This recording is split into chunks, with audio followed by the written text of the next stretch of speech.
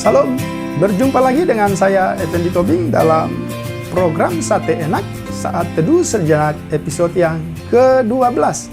Saudara, hari ini kita akan belajar dari kisah seorang yang bernama Yakub yang terdapat pada Kejadian pasal 32 ayat yang ke-25. Demikian firman Tuhan. Ketika orang itu melihat bahwa ia tidak dapat mengalahkannya, ia memukul sendi pangkal paha Yakub sehingga sendi pangkal paha itu terpelecok ketika ia bergulat dengan orang itu. Saudara, tema kita hari ini saya sengaja membuat supaya kita mudah mengingatnya, ialah Yakub atau Yakub diabok, ditabok. Ya, ini tujuannya supaya kita mudah mengingatnya. Sesungguhnya kita tahu peristiwa yang melatar belakangi peristiwa di Yabok, ya, di mana Yakub ditabok. Peristiwa ini tuh dilatar belakangi bagaimana Yakub kembali ke tanah kelahirannya setelah pengembaraannya karena dia melarikan diri dari saudaranya Esau yang telah dia tipu tentang hak kesulungannya. Kemudian dia pergi ke satu daerah Median, di mana dia bertemu dengan keluarga mertuanya yang bernama Laban. Pengalamannya selama bertahun-tahun di negeri orang dengan sikap mertuanya juga yang menipu Yakub pada waktu itu menjadi satu pelajaran penting bagi Yakub. Kemudian Tuhan memanggil dia kembali ke tanah kelahirannya. Dalam proses kembalinya Yakub dari Median menuju tempat tinggalnya, itulah yang dijelaskan dalam bagian yang telah kita baca tadi. Ketika dalam proses perjalanan itu, dia membawa seluruh anggota keluarganya, kambing domba yang dia peroleh dari Laban, istrinya, kemudian budak-budaknya dalam jumlah yang banyak. Dia mengikuti perjalanan dari satu tempat ke tempat yang lain. Dan tibalah dia di seberang sungai Yabok. Dan seberang sungai Yabok ini menjadi perbatasan dari Yakub akan masuk ke tempat kelahirannya. Sesudah dia menyeberangkan seluruh anggota keluarganya, kemudian dia tinggal di seberang sungai Yabok dan dia berkemah di situ. Pada malam itulah dikatakan dia bermimpi, dia bertemu dengan seorang laki-laki atau seorang malaikat yang sesungguhnya itu adalah Allah dalam bentuk teofaninya, dalam bentuk penampakan Allah dalam perjanjian lama. Kemudian dalam peristiwa itu kita lihat ada pergulatan, ada pergumulan Yakub dengan laki-laki yang merupakan teofani Allah.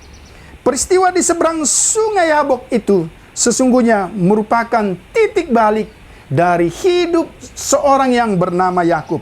Bagaimana tidak? Di sanalah Yakub bertemu dengan Tuhan dalam bentuk teofani dan bergulat dengan Tuhan dalam bentuk teofani.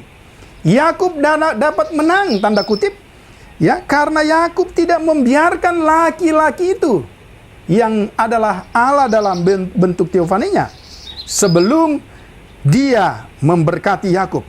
Meskipun sesungguhnya Allah dalam teofaninya tidak mungkin kalah, karena Allah, ya, dapat menabok, ya, membuat kaki atau sendi pangkal paha Yakub terpelecak. Yakub tidak mungkin menang melawan Allah. Jika demikian, mana mungkin laki-laki itu yang adalah teofani Allah dapat membuat kaki Yakub terpelecok. Jika dikatakan Yakub dapat mengalahkan laki-laki yang adalah teofani Allah itu, semata-mata adalah karena Yakub tidak memberikan Allah atau tidak membiarkan Allah itu pergi sebelum ia atau Allah memberkatinya. Saudara yang dikasihi oleh Tuhan Yesus Kristus, sesungguhnya hal ini menjelaskan bagaimana posisi Yakub pada waktu itu. Dalam pergumulannya dengan Tuhan, dia mengerti posisinya sebagai seorang yang inferior, yang lebih rendah, yang bertemu dengan Tuhan yang superior, Allah dalam teofaninya. Yakub mengenal pribadi yang bergumul dengan dia, sehingga ia terus berjuang meminta berkat dari pribadi yang di hadapannya. Itulah sebabnya Yakub terus bergumul sampai akhirnya ia mendapatkan berkat. Pergumulan Yakub dengan Tuhan dalam teofaninya sungguh tidak sia-sia, saudara. Mengapa? Peristiwa itu membuat hidup Yakub berubah 180 derajat. Tuhan yang bertemu dengan Yakub mengubah hidupnya melalui perubahan nama yang diberikannya. Dari Yakub yang adalah penipu, ya, menipu saudaranya tentang hak kesulungan dalam Kejadian 27 ayat 36, menjadi Israel. Kata Israel berasal dari dua kata. Yang pertama kata Sarah, berkuasa atau menang, dan El, ya. Jadi kalau diterjemahkan, Israel itu adalah laki-laki yang menang terhadap Allah. Kira-kira demikian. Pertemuan Yakub dengan Allah adalah perjuangan yang menyebabkan kakinya ditabok sehingga terpelecok. Dia menjadi pribadi yang berbeda dari yang sebelumnya. Berkat Allah menjadikan Yakub menjadi bapa bangsa yang besar, itulah bangsa Israel di tengah-tengah dunia ini. Sesungguhnya saudara, apa yang bisa kita pelajari dari peristiwa Yakub diabok, ditabok? Peristiwa tersebut di atas menjadi gambaran pergumulan orang percaya di hadapan Allah. Pergumulan ini merupakan satu perjuangan yang berat.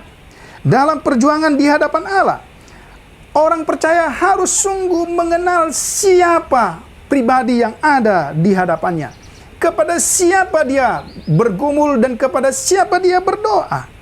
Sehingga pengenalan itu membuat orang percaya tidak mudah menyerah sampai doa-doanya terjawab. Kalau kita lihat di sini, ada resiko memang yang harus ditanggung, ada harga yang harus dibayar. Sebagaimana Yakub harus ditabok, kakinya menjadi terpelecok. Kita lihat, perjumpaan orang percaya dengan Tuhan dalam pergumulan yang berat pasti membuahkan hasil dan menjadi berkat bagi banyak orang. Pergumulan Yakub merupakan gambaran pergumulan doa orang percaya di hadapan Allah. Inilah sikap doa yang seharusnya kita lakukan sebagai anak-anak Tuhan di hadapan Bapa kita. Tuhan Yesus satu kali mengajarkan murid-muridnya. Ketika murid-murid bertanya tentang bagaimana harusnya berdoa, kemudian Tuhan Yesus katakan, berdoalah dengan sikap tidak tahu malu. Apa artinya berdoa dengan sikap tidak tahu malu? Berarti berdoa dengan satu sikap yang bertalu-talu, dengan sikap yang terus-menerus didorong karena percaya kepada Tuhan yang menjadi sumber dan penjawab doa-doa mereka. Yakub diabok, ditabok, seharusnya mengingatkan kita sebagai orang-orang percaya untuk terus berdoa, berjuang di dalam doa sampai doa-doa kita dijawab. Kiranya video singkat ini bisa menjadi berkat bagi semua saudara. Tuhan Yesus memberkati. Salam.